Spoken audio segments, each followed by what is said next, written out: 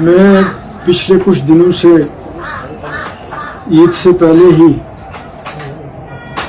مجھے بخار تھا، تو میں نے پہلے ٹیسٹ کروایا تو ڈاکٹروں کو لگا کہ مجھے جانڈس کی تکلیف ہے، تو پھر مجھے انہوں نے کمپلیٹ ریسٹ کے لیے کہا، وہ ریسٹ بھی ہو نہیں سکا، تو انہوں نے کہا کہ نہیں، اگر یہ ہو تو یہ بڑھے تو پھر آپ کو 2-3 ہفتے ریسٹ کرنا پڑے گا۔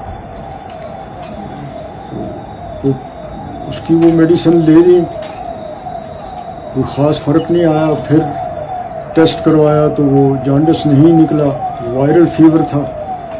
تو پچھلے کئی دنوں سے جو مجھے یہاں ملنے بھی آتے رہے، تو ان کو بھی میں نے کہا یار میری اگر ایسی سچویشن ہو تو میرے لیے کمپین کرنا بھی مشکل ہے، الیکشن لڑنا بھی مشکل ہے، لیکن اس وائرل فیور کا جب پتہ لگا تو پھر اس کا میں نے ٹریٹمنٹ کروایا، تو آج میں بالکل ٹھیک ہوں۔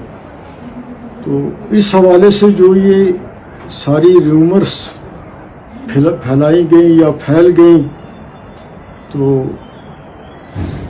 ایسا کوئی معاملہ نہیں تھا کہ مجھے الیکشن نہیں لڑنا ہے یا کچھ ہے۔ مجھے اگر صحت خراب رہتی میری اسی طریقے سے تو میں ڈیفینیٹلی کہتا کہ ان کو کہ آپ آلٹرنیٹیو کینڈیڈیٹ تلاش کر لیجئے یا کچھ بھی، لیکن اب میں نے کل سے میں بہتر ہوں۔ تو میں نے ڈاکٹروں نے بھی کہا کہ ٹھیک ہے، آپ کو وائرل فیور تھا تو اب آپ امپروو ہو رہے ہیں، تو جس میں مجھے شاید 1-2 دن اور بھی ریسٹ کے لیے انہوں نے ایڈوائز کی ہے۔ تو باقی میں بالکل ٹھیک ٹھاک ہوں۔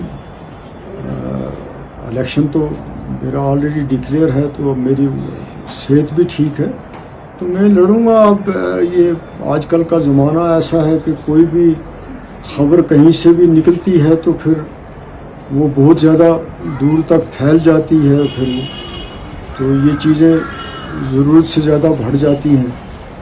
تو وہی سن کے عمر صاحب بھی یہاں آئے، تو وہ بھی کوئی میرے ساتھ سیاسی بات کرنے نہیں آئے تھے، وہ بھی میری خبر گیری کرنے کے لیے آئے تھے۔ تو میں نے ان کو بھی کہا کہ آپ کو تکلیف کرنے کی ضرورت نہیں تھی، لیکن چلیں ان کی اس لحاظ سے بابا نگری کی وانگت کی سیر بھی ہو گئی۔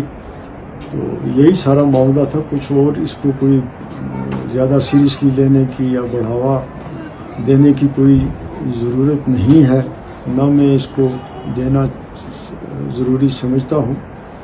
تو یہ چھوٹا سا معاملہ تھا، تو تھوڑا زیادہ بڑھ گیا، تو مجھے اتنا ہی کہنا تھا۔ ٹھیک ہے، بالکل۔